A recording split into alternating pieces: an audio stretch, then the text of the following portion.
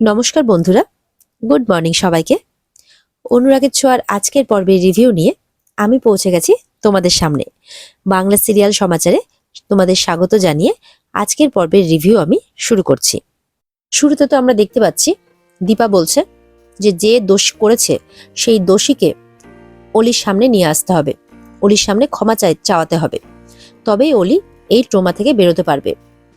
না হলে এই জিনিসগুলো মেয়েদের মনে কিন্তু গেঁথেই থেকে যায়। আর ওর যেই বয়স, সেই বয়সে ওর এই ভয়টা যদি ওর সামনাসামনি না আসে, এই ভয়টা ওর যদি দূর না হয়, তাহলে সারা জীবনের মতো একটা ক্ষতি হয়ে থেকে যাবে। এই সমস্ত কথা আলোচনা করছে কি, তখন হঠাৎ করে চারু বলে বসে, ট্রমাটা তো তোমাকে নিও এসজি। আর চারুর মুখে এরকম কথা শুনে সূর্য দীপা দুজনেই অবাক হয়ে যায়। সূর্য তো চারুর উপরে খুব রেগে যায়। চারুকে বলে, তুমি এসব কি কথা বলছো? কার ব্যাপারে বলছো? তোমার মনে নেই যে তুমি এসজি কে কতটা ভালোবাসতে, কতটা আপন করে নিয়েছিলে এসজি কে? এটা কি এমনি এমনি করা যায়? একটা মানুষ ভালো না হলে কি তার প্রতি এরকম ভাবে আকৃষ্ট হওয়া যায়? আর তুমি দীপাকে যা কিছু বলছো, তুমি অলির চোখ দিয়ে দেখছো। একটু নিউট্রালি দেখার চেষ্টা করো, দেখবে নিজের ভুলটা বুঝতে পারবে। চারু তো চুপ করে থাকে। চারু বলে, আচ্ছা সরি, আমার অনেক ভুল হয়ে গেছে। দীপা এদিকে মনে মনে বলে, আপনি সেই আগের মতো আমার হয়ে লড়াই করছেন, যেমন করে আমার সৎ মায়ের সাথে লড়াই করেছিলেন, আমার শাশুড়ি মায়ের সাথে লড়াই করেছিলেন, ঠিক একই রকম ভাবে আপনি আজও আমাকে প্রোটেক্ট করছেন। দীপা তখন বলে, আচ্ছা ঠিক আছে, অলির কাছে আপনি আর চারু থাকুন, আমি চলে যাচ্ছি। চলে যাচ্ছি কথাটা শুনে রূপা আসে, মা বলে ডেকে ওঠে। যখনই মা বলে ডেকে ওঠে রূপা, তখনই দীপা আর সূর্য দুজনেরই কেন জানি না মনে হয় যে রূপার ডাক, একদম রূপার মতোই অনুভূতি হয় তাদের।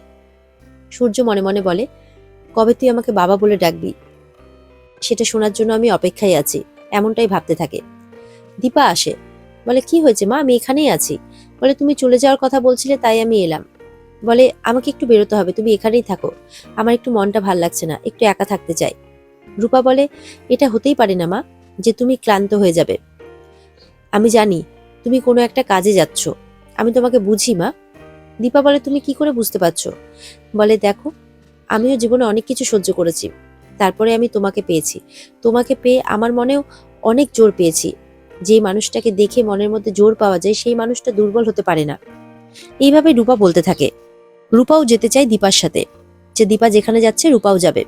কিন্তু দীপা বলে, না, তুমি অলির কাছে থাকো, অলির দেখাশোনা করো, আমি এক্ষুনি চলে আসব। এদিকে মিশকা নার্স সেজে চলে আসে, আড়াল থেকে দেখতে থাকে। বলে যে এখানে তো মহামিলনের পর্ব চলছে, কিন্তু এটা তো হতে দেওয়া যাবে না। চলে যায় অলির কেবিনে। অলির কেবিনে গিয়ে অলিকে আবার ভুলভাল বোঝাতে থাকে। যে অলি বলে, তুমি নার্স সেজে এসছো কেন, আর আমার সাথে বা কি দরকার? বলে, দেখো, বাইরে তোমার মা আছে, এর আগে পাবলিক প্লেসে আমার মুখের উপর জল ছুঁড়ে মেরেছিল, তো আমি আর কি করতাম বলো? তোমাকে বাঁচিয়েছি আমি, তোমাকে দেখতে খুব ইচ্ছে করছিল, তাই তোমার কাছে ছুটে এসেছি। অলি বলে, তাহলে বাবাকে তো বলতেই পারো, বাবার সাথে তো দেখা করতেই পারো, বাবা খুব ভালো মানুষ। দাঁড়াও, আমি বাবাকে ডেকে দিচ্ছি। তখন ভয় পেয়ে যাই মিশকা। বলে, না না, তোমার বাবাকে বলতে হবে না, তোমার বাবা না হলে সবার আগে তোমার মাকেই বলবে। তুমি দেখলে না কেমন মরণাপন্ন মেয়েকে ছেড়ে সে তার বউকে বাঁচাচ্ছিল। অলি তখন মনে পড়ে যায় সেই দৃশ্য। বলে, হ্যাঁ, তুমি ঠিক বলেছ, ওই মহিলা। তখন মিশকা মনে মনে খুশি হয়ে যায় যে যাক, আমি তাহলে কনভিন্স করতে পেরেছি। এরপর তো মিশকা সোনাকে বলছে যে জানো, আমার গাড়িটা ওখান দিয়ে পাস করছিল, তাই তোমাকে দেখতে পেয়ে আমি তোমাকে বাঁচিয়েছি। আমি কিন্তু জানতাম না যে তুমি ডক্টর সূর্য সেনগুপ্তের মেয়ে, আমি অনেক পরে জানতে পেরেছি।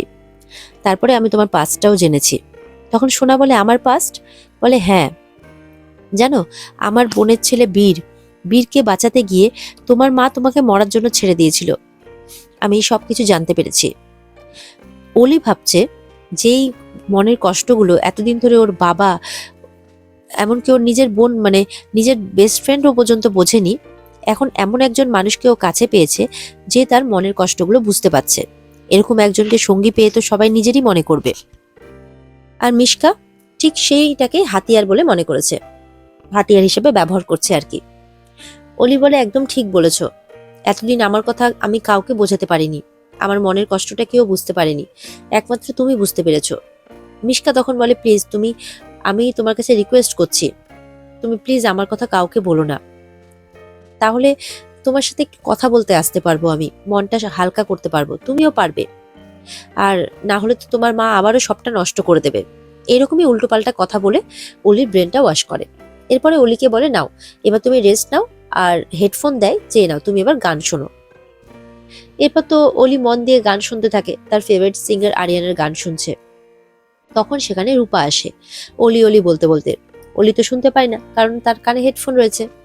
সেই সুযোগে মিশকা রূপাকে নিয়ে চলে যায়, বলে, তুমি কি ভেবেছিলে তোমার মা এত সহজে অলিকে বাঁচাতে পারবে? তখন রূপা বলে, তুমি তুমি এখানে কি করছো? তুমি নিশ্চয়ই আবার উল্টোপাল্টা বলে আমার বোনের ব্রেন ওয়াশ করেছো। বলো কি বলেছো, বলো। তখন মিশকা বলে, তুমি কি ভেবেছিলে এত সহজে আমি তোমাদের পরিবারের মহামিলন ঘটতে দেব? কিছুতেই না। মিশকা এবার রূপার দুর্বল দিকে রূপাকে আঘাত করে। রূপাকে বলে, তুমি যে এত বন বন করো, ইস, তোমাকে দেখে আমার খুব কষ্ট হয়। এই বনই বন্যার সময় তোমার হাত ছেড়ে দিয়েছিল না? রূপার তো সেই দৃশ্য মনে পড়ে যায়, মনটা খারাপ হয়ে যায় রূপার। মিশকা বলে, মাকে ছেড়ে বাবাকে ছেড়ে তোমাকে একটা নতুন পরিচয় বানাতে হয়েছে। মিশকাও কিন্তু ঠিক রূপার দুর্বল দিকে আঘাত করে, বলে, তুমি কিন্তু এখন সেনগুপ্ত বাড়ির প্রোটেকশনে নেই, আর তোমার বাবা তো এখন চারুর পিছনে দৌড়চ্ছে, সুতরাং তোমার মাকে মারাটা কিন্তু আমার পক্ষে খুব ইজি হবে। এই কথাগুলো যখন বলছে তখন চলে আসে সূর্য, বলে, জয়ী জয়ী জয়ী বলতে বলতে। তখন মিশকা মুখ ঘুরিয়ে নেয়। সূর্য বলে, কি ব্যাপার জয়ী, তুমি নার্সের সাথে কথা বলছো? বলে, না, আসলে আমি অলির সাথে দেখা করতে যাচ্ছিলাম, তো আমার নার্সের সাথে দেখা হয়ে যায়, তো আমি জিজ্ঞাসা করছিলাম যে অলি কেমন আছে। তখন সূর্য বলে, ও আচ্ছা। তখন সূর্য নার্সের সাথে কথা বলতে গেলে মিশকা চলে যায়। সূর্য বলে, অদ্ভুত তো, এত জোরে জোরে ডাকলাম তাও শুনতে পেল না। আচ্ছা যাই হোক, আমি ডক্টরের সাথে কথা বলে আসি। তখন রূপা বলে, ডক্টর নয়, আমাদের থাকার কথা অলির কাছে, আমরা থাকলেই ও আমাদেরকে চায়, ওর কাছের লোক কেউ থাকলে তবেই ও শান্তি পাবে, ও ভালো হবে। আমি কি থাকতে পারি অলির কাছে? তখন সূর্য খুব খুশি হয়। সূর্য বলে, নিশ্চয়ই মা, এতে জিজ্ঞাসা করার কি আছে। এই বলে যখন জয়ীর মাথায় হাত রাখে, জয়ী হাতটা সরিয়ে নেয় সূর্যের উপর থেকে, সূর্যের হাতটা আর কি তার মাথার উপর থেকে। সূর্য বলে, তুমি আমাকে বলবে মা, যে তুমি আমার উপরে কেন রেগে আছো? না মানে, তাহলে আমি আমার ভুলটা শুধরে নিতাম আর কি, আমি চেষ্টা করতাম যাতে তোমার রাগের কারণ আর না হতে পারি। তখন জয়ী আবার বলে, কেন আপনি কেন সবসময় আমার সাথে এরকম করেন? আপনি বুঝতে পারেন না যে আমি আপনাকে পছন্দ করছি না? তারপরেও আপনি কেন বারবার করে আমার কাছে আসেন বলুন তো? আমাকে এত আবেগ আবেগ দেখানোর চেষ্টা করবেন না। তখন সূর্য বলে, সূর্য কাঁদতে থাকে আর কি, কষ্ট পায়, বলে, সরি, আসলে আমি না যখনই তোমাকে দেখি, আহ আচ্ছা সরি, আর হবে না, আর এই ভুলটা হবে না। সূর্য চলে যায়। রূপা কাঁদতে থাকে, বলে, সরি বাবা, আমি আবারও তোমাকে আঘাত করে ফেললাম, আমি তোমাকে আঘাত করতে চাইনি। এই রাগ যে সেই রাগ নয়, এই রাগ হচ্ছে একটা মেয়ের তার বাবার উপরে রাগ, তার বাবার উপরে অভিমান। এই যে বাবা মেয়ের রাগ, তোমাকে আমি এখন এসব বোঝাতে পারবো না। নিজের গালে নিজেই চড় মারতে থাকে রূপা, যে সে আবারও ভুল করেছে, আবারও তার বাবাকে দুঃখ দিয়েছে। ওদিকে সূর্যও কাঁদছে, বলছে যে কেন যে আমার তোকে দেখলে বারবার রূপার কথা মনে হয়, কেন আমি বারবার করে একই ভুল করে বসি। হয়তো তুই চোখে দেখতে পাস না, তাই হয়তো এইসব কিছু বুঝতে তোর অসুবিধে হচ্ছে, কিন্তু আমি তো দেখতে পাই, আমি তো যথেষ্ট বড়, তাও আমি কেন এরকম বারবার করে ভুল করে বসি। কাঁদতে থাকে সূর্য আর এইসব কথা বলে যাচ্ছে। আমি কি করব ঠাকুর, আমি যে এখানে অপারক অসহায়, আমি যখনই ওকে দেখছি তখনই আমার হারানো মেয়েটার কথা মনে পড়ছে, আমি কি করব, এমনটাই বলে যাচ্ছে সূর্য, সমানে কেঁদে যাচ্ছে।